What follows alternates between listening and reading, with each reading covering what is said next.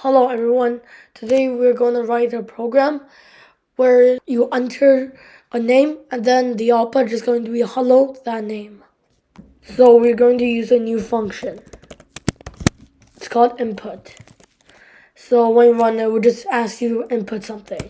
And then we can just write print.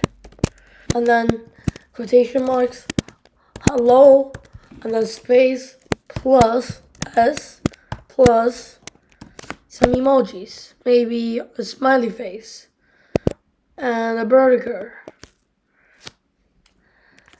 Okay, now if we run it, it wouldn't display anything because you need to input first.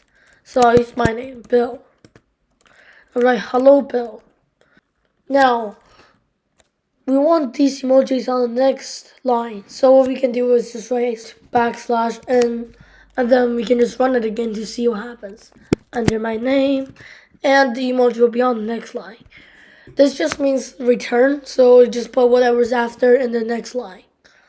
Okay, now, it's kind of confusing because sometimes you'll be confused about why nothing's running. So here, let's give the user a hint.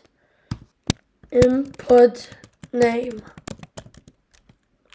So now, when we run it, I just ask input name, Bill, and then hello, Bill. Remember, the variable should not be in quotation marks. This is all for today. See you next time.